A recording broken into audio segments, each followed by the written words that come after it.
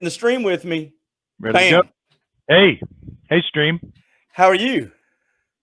I'm really good, man. Thank you. I'm really good. That first minute may be a little awkward when you watch it back, but that's okay. I'm not worried about it. People love that. That's what makes the world go round right now, right? Is those first minutes are sometimes awkward and not perfect. Well, and we all kind of got used to, a year ago, if you'd have messed up on the video, everybody would have been they would have critiqued you. But now I think everybody's had enough experience with Zoom. Totally. They're into, let me start this off. You have a podcast because I got a list. I would be your worst nightmare. I'm a cluttered, organized person. Nice. Yeah. I've got 4 sheets of paper here with stuff that I want to talk about. But do you like podcasting? I do. How long have you been doing it? The podcast, I think, is 2 years old, but I have been interviewing top producers for 25 years. So interviewing is it's one of my few skills that I feel like I got pretty good at. And so podcasting just became like I was interviewing when they were on cassette tapes, dude, and then there were CDs, and then there were zip files, and now it's a podcast. So yeah, it's just so much easier to consume and produce. Are doing the videos now, do you capture the audio from the video, or do you do 2 separate things, video and audio separately? Yeah, we just ripped the audio off of the video. You bet. When you first started doing the interviews, since you were doing it way back then, did you find that conversation, developing that skill, helped you in other places outside of just that conversation, become better salesperson or coach? I never thought about that. Yeah, that's a good question. I think so, man. I mean, I'm certain of it now that I think about it. I've just never considered that before. Definitely made me a better listener, and you've probably learned this as well as an interviewer, because once you do this for a while, when you watch somebody interviewing who's not good at it, they often get so locked into their questions that they're not really listening to the response of the interviewee. And so as a viewer or a listener, you can kind of go, she just said something really interesting there and you didn't follow up on it, right? So I think it made me a better listener. I went to hunt for diamonds in Brazil, then I went to business school. Well, tell me about business school. No. Exactly. What? Wait. Ask her about Brazil. Yeah. Exactly. That's the adventure. I got buddies that went to business school. That's it, man. That's it. The one thing I've learned about doing the podcast, and then I'm going to let you tell people what you do on a daily basis, but is I think there's more than one way. I brought a business school as an example, as kind of a joke, but it's doing this is a education. I love it because I get to interview and talk to people that are way smarter than I am, have done way more adventurous than I am. So I get to vicariously take advantage of all the stuff that you've learned. Yeah. I don't pay for it. Same thing. Yep. Totally get it. I don't pay for it a bit. Yep. Tell everybody what you do. I wrote down a simple phrase, but you help people get from here to there. Yeah, that's it in a nutshell. The title of my second book, which is not yet written, is Closing the Gaps. So in big letters, you know how they do on books, right? It'll be Closing the Gaps, and then the subtitle will be Between Intention and Execution. So that's what I do as an executive coach. I've done that for 17 years, 16,000 hours in the coach's chair. So you're just learning. Just, still on probation. We'll see how my rookie year finishes. Yeah. See if you earn that bonus. We'll see. Exactly. Exactly. Yeah. In those 16,000 hours of coaching, I would imagine, you would have run into people that there are some common threads that we all struggle with. Does your book kind of address some of those common threads, or have you found that in your podcast, they keep picking up? Oh yeah. Yeah. Give me 1 or 2 of them, just so everybody can feel like they're not losers. So we all know we struggle. Right. Oh my goodness. Yeah. Well, so number one that always comes to mind is discipline. And, the reason that I think that one is such an interesting one to look at is that it can be learned, but just like language, it's harder to learn as an adult than it is as a young person. So this is my life. Like, I did not learn discipline young. I went through my early years I call it tap dancing in the spotlight. Like I was glib. I had a good personality. I could make you feel good about me, and all that stuff really worked. Well, later when I realized, oh, this discipline thing is actually important. You know, when you learn that in your 30s, that's very different than learning that as a teenager. Your son is 21, is that right? 21. Mm-hmm. So I'm guessing for a guy like you who's an athlete that he's probably following in dad's footsteps to some degree, or is that not true? Yeah, he did. Yeah. Yeah. So if you learn discipline, like I have a 16-year-old granddaughter right now that's an ice skater, figure skater, and you know we're probably not going to see her in the Olympics. We've all thought that maybe we would, but we probably won't. But I've always told her that doesn't matter. What does matter is the fact that you've figured out how to wake up at 4 a.m. and go to an ice cold environment and skate when your friends are all still asleep. That discipline will pay huge dividends. So I know I've kind of doubled down on number one, but that's the big one, man. If you ask me, of all the highly effective people that I've interviewed and coached over the years, what's the one thing they have in common? Discipline. Do you still, when you're helping others, do you still have moments of aha? Do you still get those? Every day. You've been doing this a long time. That's good for people to know, though. Every day. Yeah, and I kind of go into my days looking for that, Clint. I mean, that's a really great point. I actually tell people that I call it pouring white paint in my bucket. So every day I pop off the top of this can of gray paint, matches my hair. And so every day, but I have hair. So there's that.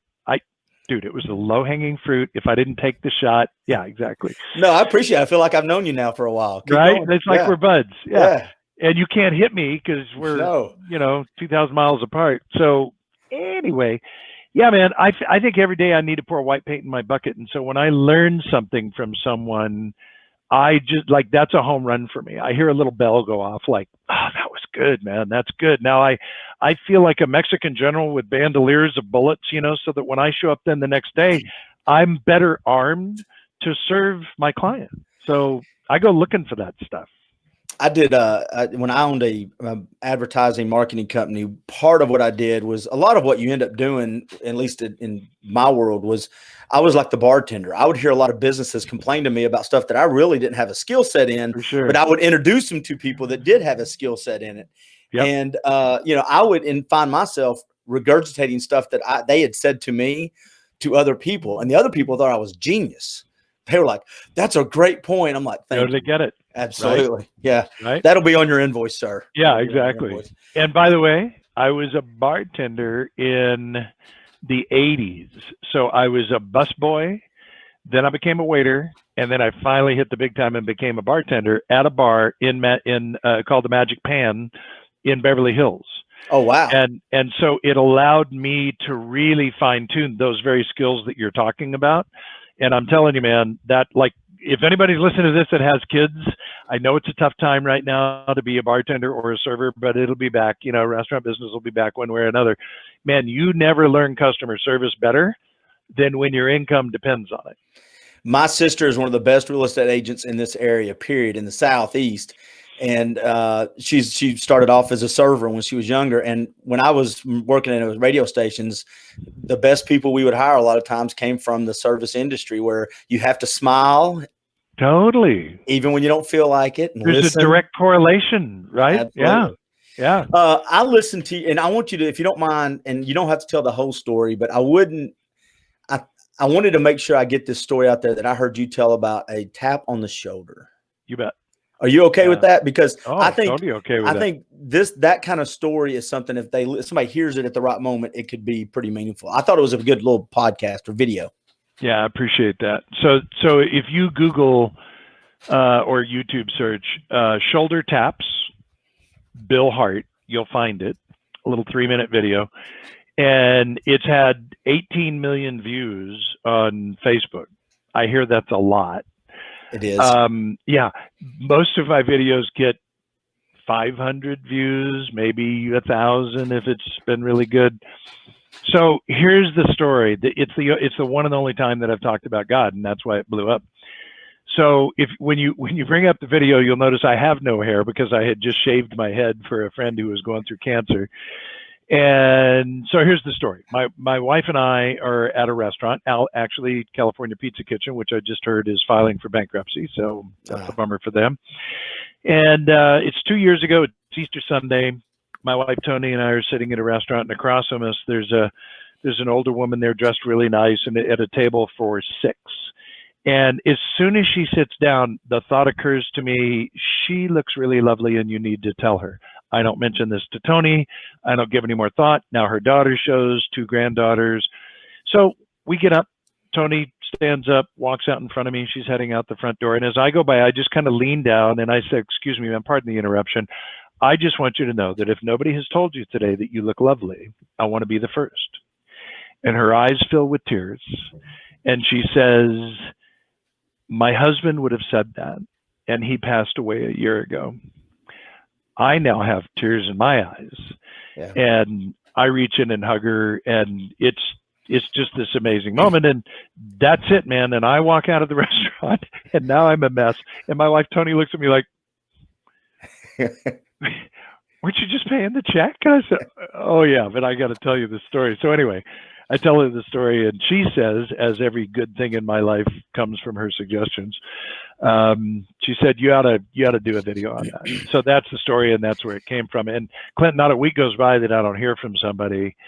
And it's random stuff, man. Sometimes it's just somebody that needed to be encouraged, and sometimes it's somebody who's off in some strange mental place that wants to connect with me on that. And then sometimes it's like I just got a call from a woman with a Fortune 500 company that's hired me to come in to speak to her convention next year as a result of that. So it's all I know is it was on my heart. I pushed it out.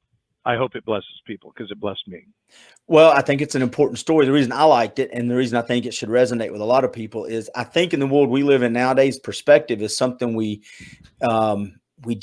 lost. In a world where and on social media, we can be mean and we can judge everybody and everything becomes political. And when it becomes political, we have to pick a side. You have to be on a team. You can't have any middle ground. When you hear stories like that, it kind of helps me keep in mind that there's something bigger at play than our politics or our crucial moment in this minute. And you never know what's going on with the person at the stoplight. That's it. And I like that. Well, I appreciate that, man. And so here's what I learned. I mean, the lesson, I told you the experience, the lesson for me, and the reason that I call it shoulder taps is whatever your belief system is, mine is simply that I believe God taps us on the shoulders and we can be used in that moment. And what I know for sure is the first probably 50 years of my life, I blew those off. I just didn't trust it. I thought it was a dumb thought that I was having, and I just didn't know what to do with it. And there was a day probably 10 years prior to this where that became vividly clear to me on a golf course of all places, and I call it God on the golf course. But that's when it hit me that, okay, my belief system says God taps me on the shoulder sometimes, and I can be used for his purpose. And what I know is every time I've stepped into that, Clint, I've never felt better. And I mean like I've never felt more alive, more invigorated. And, you know, not to over spiritualize this, but my son-in-law is a praise and worship pastor and a physician. Interesting combination. Wow. So I call him after this experience, the one on the golf course, and I said, dude, I am like fired up and alive, and it's just amazing because I feel like God used me out there. And he said, well, here's the thing. Like, that's the way we're supposed to feel all the time. So if you're in alignment with his will, that's what it feels like, right? And so, again, I'm not preaching. I just know what he told me, and he said, here's what I want you to consider. The word Ebenezer we all associate with Scrooge, but he said what an Ebenezer was in ancient times is when something miraculous happened along the road, which of course is in the Middle East, which is only dirt and rocks. They would build a little monument of rocks. Right. And that's called an Ebenezer. And he said, I think you need to do that in your mind because clearly you were used today. It meant something to you. It clearly meant something to the people that you visited with, and you should never forget that. So hopefully for viewers or listeners that are catching this, the Ebenezer conversation, the idea of listening to shoulder taps will cause you to lean in instead of blowing it off. My mom has an Ebenezer rock she's put out in underneath the tree at our house for the exact same reason. So I grew up. I'll tell you a great story about my mom, because you just took it down the spiritual road, and then we'll get back to talking business a little bit, which is okay. Because I think people get so busy, we run right by those moments that you stepped into. We get so busy. I was going, and I won't go into complete detail. I'll keep it short. I was a rebellious young man, shall we say. And I was doing things that I had been, I was raised right. So anything I was doing wrong was not on my parents. Fair enough. I was still pushing those boundaries. And I came home one day from college, and I was supposed to go to church the next day. And my dad called me in the room, and he goes, "Hey, by the way," he goes, "you need to get your crap together." And my dad's military guy, so he used different language. I'll bet he did. And I said, "Yes, what are you talking about?" He goes, "Well, I came in last week, and your mother, I thought she had passed out. She was on the ground." And I go, "And what?" So she goes, "She was on the ground." He goes, I said, "Deborah, are you okay?" And she goes, "Leave me alone. I'm in front of God right now for our son." Wow. And she was as low as she could get. She goes, and I asked her about that way down the road. She goes, "Son, that's as low as I could get. I couldn't, if there was a lower spot, I would have gone to it." Wow. And I was like, so when people ask how you didn't go down that road, Clint, that other people went down, I always kind of point to those moments. Right. So I'm not preaching either. I'm just joining in for a little amen time there. We'll move on. So cool. Let's flip it back a little bit to what you do every day and helping people. I wrote an article for a local publication. This is years ago, but I wrote it just off my experience, and I don't have your depth or breadth of experience. I'm going to ask this, and you can confirm it. Sure. Have you found that people that are somewhat successful are the hardest to help? A little success, because I think sometimes success can cover up broken processes, broken systems. In other words, I myself have been successful despite myself. Yep. And then when somebody tries to fix me, it's really hard. Yeah, no, I needed to understand exactly what you meant before I could agree. And yes, I do agree with that. Now, I will say, I charge $1,000 an hour for coaching. So there's sort of this self-qualifier that the group that I spend time with are all already really successful. So that goes without saying. They don't hit my radar screen professionally unless they're already really successful. So I guess I just take a little different approach to it. So I don't argue with your premise. I think your premise is correct. And I know that in my own life, as you just said, I know that it's easy to rationalize that, well, clearly what I'm doing is working here. So I'm not sure I need you to tell me how to do it better.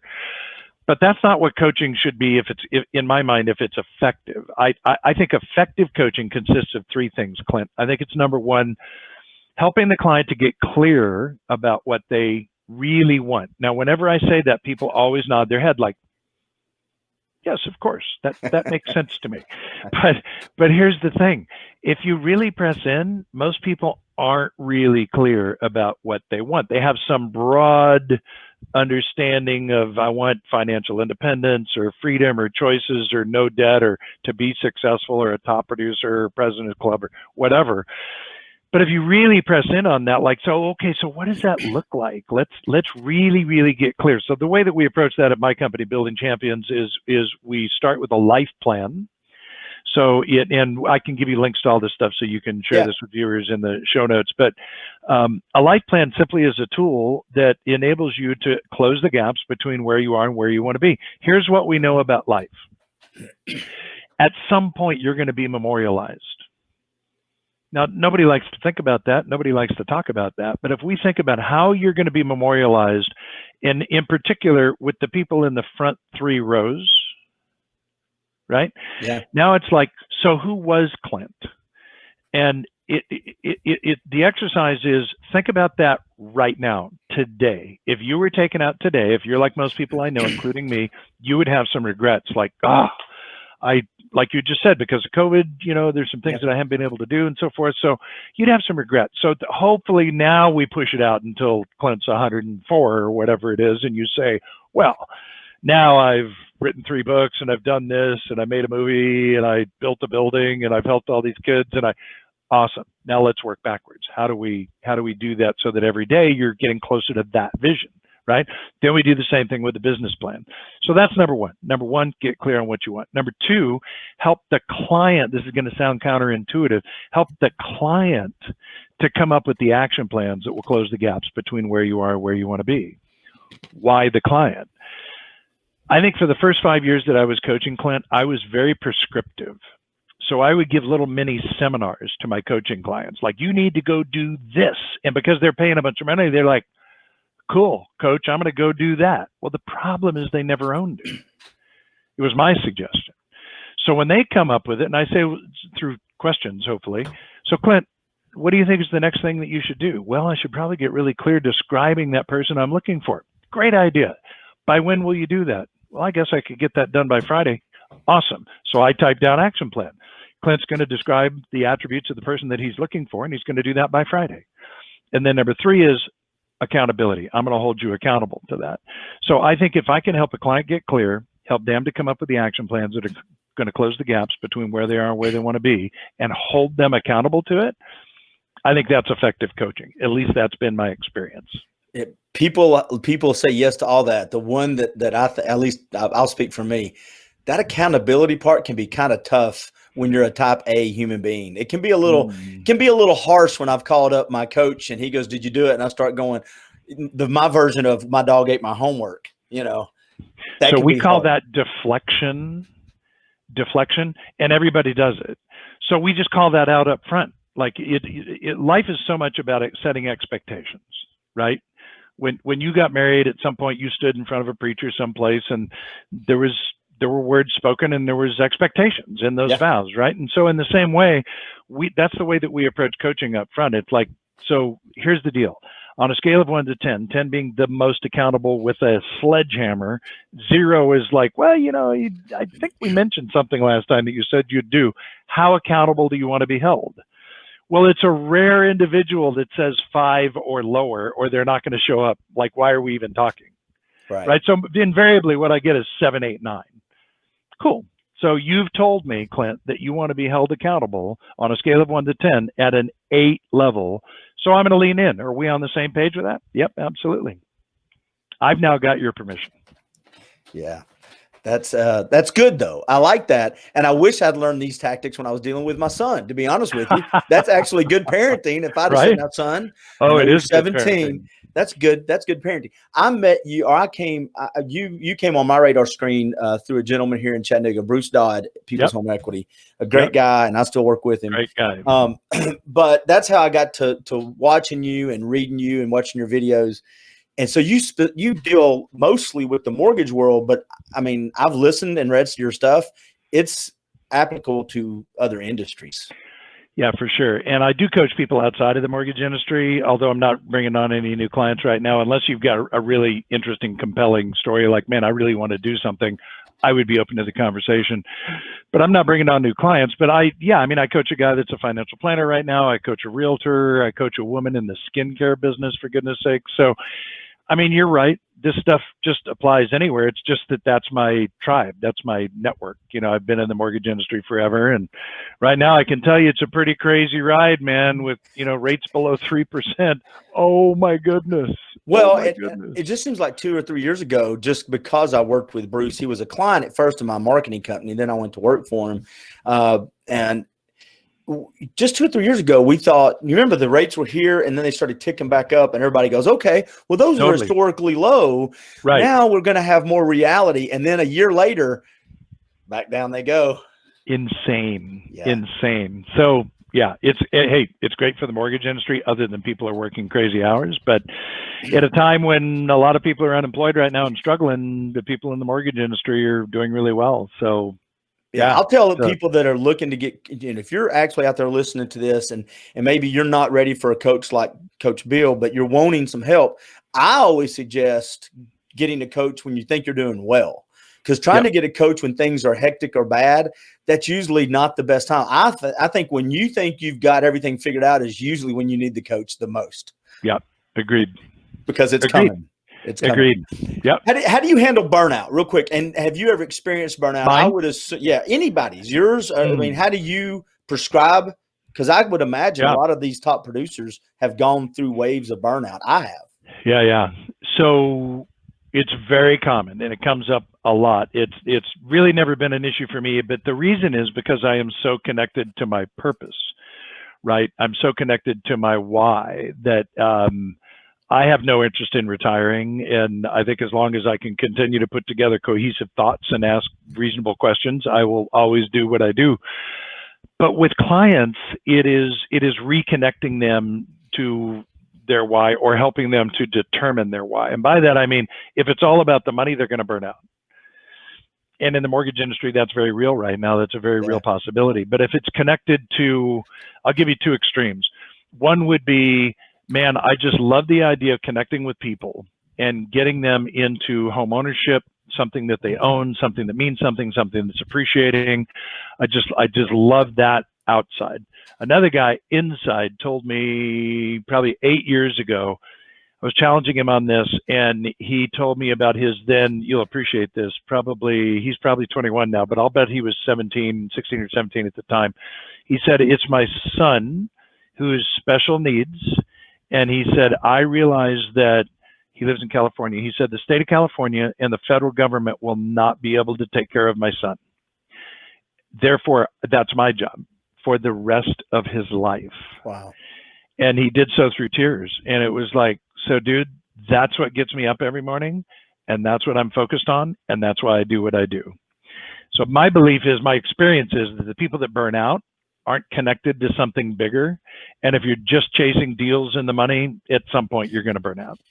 Yeah. And that's when you stop. I found, at least for me, when I got disconnected, and I agree with everything you said, but when I got disconnected from purposes, I stopped doing the basics, which led to the burnout. And then one of the things that I think a lot of human nature do, especially at a certain level, is we seek to put people around us that agree with all of our excuses or our deflection. It goes from, stop doing the basics till I get burnout. And now my buddies, I've surrounded myself with people going, you should have gotten that promotion, dude. Or I don't know why they make you turn in that report. And and it gets worse the more successful you are. And I'm not going to go political here, but you could. Yes. You could. But I won't. Well, listen, we've talked about God. If we talk politics and football, we're violating the 3 rules of sales, I think. No doubt. No doubt. Last question before I play a quick game with you. You bet. You rather writing a book. Now you've written 2. One has not come out yet. The first one is White Collar Warrior. Yep. And the next one coming out is Closing the Gap. Yep. Do you like writing the book? Is that a good process, or do you do it because you feel you need to? Is that enjoyable for you? It's not enjoyable. Yeah, I would fluff it up a little bit. We got a 5 minute here, man. I would be lying if I said to you that it was enjoyable. That's the best answer ever. Thank you. Is working out enjoyable? I mean, I think it's the same kind of thing. It's like it's a means to an end. I want to have the book. I believe the book is going to touch more lives. I love that having a book out there that people could be reading right now. I love that having a video out there that 18 million people have seen transcends me. So if I get taken out today, there are lessons that I've learned that are still out there that are perpetuating. And to me, that's my sense of mission with those. So do you write? Do you have time set aside to write, or do you a writer as it comes to you? Yeah, I've got to do the former and not the latter. I'm just not wired like that. If I do that, I wouldn't have a book. As a matter of fact, the only reason I have a book is because after 6 years of talking about the fact that I was going to write a book, my wife says to me, you've been talking about writing a book for 6 years. And that's ringing in my ears while I'm with a group of my clients in Orange County, my best clients, 35 of them in a room, group called the Masters Coach. And so that morning, I said to that group, I said, hey, you guys, it's February, whatever it was. I'm going to lose track of the years. Let's call it 2017, probably 2016. And I said to them, if I don't have a book written, I'm not saying published because I can't control that, but a book written by this time next year, don't let me in the room. And I ran the group, right? So I used group accountability, and it just put everything into overdrive for me. Like, I have to schedule those windows of time, and I have to make that happen because I put it out there. Now, as group accountability, it's like telling a group of people you're going to quit smoking. So as fundamentally, basic as that is, for me, that was super effective. Please tell me someone was smart aleck enough to lean in and go, now, Bill, on a scale of 1 to 10, as far as accountability goes, where do you want us to go? Nobody did that, but I'm thankful you weren't in the room. So if I hear you correctly, you're at 12. Gotcha. That's pretty good, man. Let's do this. I'm going to ask you some questions. These have nothing to do with anything important. They're would you rather questions. I think they're fun to do. And then it will end up with you making some recommendations. You can put this in your brain. I want to know what books you read outside your own, what podcast you listen to, so you can make some recommendations. But here we go. I'm assuming, you work out. You do. What do you listen to music? Do you listen to podcasts? Are you silent? And if you listen to music, what kind of music do you listen to? Yeah, podcasts. Do you? Yep. Well, let's have spoiler alert and just go ahead and talk about that last question. What are you listening to? What do you listen to? What kind of podcast? Yeah, it depends, man, and it runs the gamut. I mean, you can sort of tell I'm a fan of aviation here, so I actually listen to a podcast of a guy that owns a P-51. I always forget which shoulder I'm pointing at, that, called Quicksilver, and he's an airline pilot, and he just talks about P-51s and aviation. I love that. I listen to Jocko's podcast. I love his. Joe Rogan's podcast. And I listen to a variety of different golf podcasts because those are all my interests. So aviation, golf, self-improvement. See, and I can't listen to podcasts and work out. I have to listen to music because I create scenarios and my brain goes different directions. I paint scenarios of why I'm working out. So I want to make sure I can lift that or fight that off or chase that person down, whatever I have to do. Well, yours are probably a little bit more intense than mine, so maybe not. They're different. Yeah. Okay, so are you a beer, whiskey, or wine person? Whiskey. That's a recent evolution. Is there a particular brand you like? Is there one that converted you, sir? Wow. Bullet probably converted me, and I'm really enjoying Jameson's right now. It's good. Jameson. Yeah. There's one called Hellcat Maggie. It's an Irish whiskey.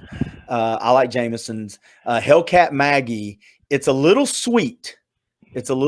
So I'll give it a try. Yeah, a buddy of mine here who is a really successful business person, Tim Kelly, hooked me. He turned me onto that one. So every now and then, when I want a sweet whiskey, I will go get Hellcat Maggie because it's a good Irish one. Note made. There you go. Note made. Well, and if you look at the history of it, you'll like the history of it because it comes from the gangs of New York, the 5 gangs of New York. Right so on. You'll like it. Well, plus, I'm English, Irish, and Scottish, and like 67% English and Irish. So it was time. Yeah.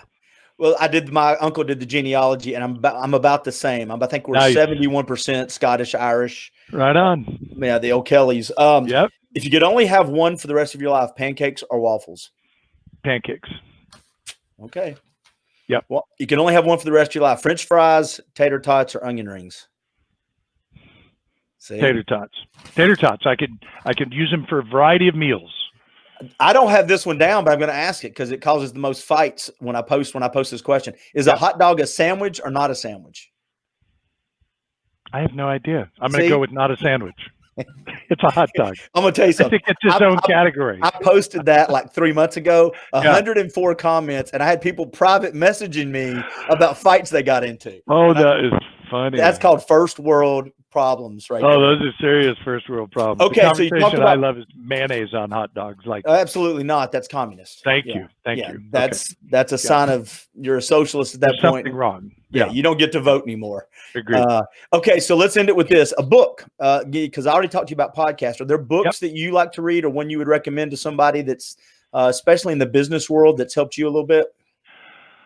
Oh man, there are so many. I will say, like, I love The Power of Habit by Duhigg, but I would probably suggest if you're a leader, and many of you are leaders, you lead teams, my favorite leadership book ever, and this includes every John Maxwell book I've ever read, is Jocko's book, Extreme Ownership, his first book. Extreme Ownership to me is a remarkable book because it was the first time that I saw the military mindset transferring over into the business mindset. And, you know, in that book, he says, there are no bad teams, only bad leaders. And he tells some pretty compelling stories which make that case inarguable. So if you're a leader, run and buy, or download and listen to Extreme Ownership by Jocko Willink. And I want to make sure everybody knows how to get a hold of you, maybe if they want to buy your book or if they want to listen to your podcast, because I've listened to it. And like I said, I don't do mortgages every day. I'm on the creative side of it, but I get something from listening to them and watching your videos. How do they find out more about you? Yeah, you bet. Well, like you, I kind of mix up the podcast, and I've interviewed one-legged guys that have set records climbing mountains, and Navy SEALs that became authors, and a woman that's in the skincare business. So it's all over the place as far as the podcast, but I'm pretty easy to find, man. If you just Google Coach Bill Hart, you're going to find me. The URL scrolling along the bottom of the screen if you're watching right now, coachbillhart.com. But yeah, just Coach Bill Hart, you'll find me, whether it's Instagram, Facebook, YouTube, I'm there. All In podcast. Check it out, White Collar Warrior. And your new book will be out soon, right? Closing the Gap. No, it's not soon. It's not soon. It'll Not be out. soon? It'll be out. It won't be soon. Just go to the coachbillhart.com and we'll find it. There you go. Thank you, sir. I appreciate it. You bet, Clint. It was a lot of fun. Thanks, brother. Yes, sir. Good luck. Thank you. And as soon as I click in, I'm going to lose you. Thank you. You bet. Take care. Bye.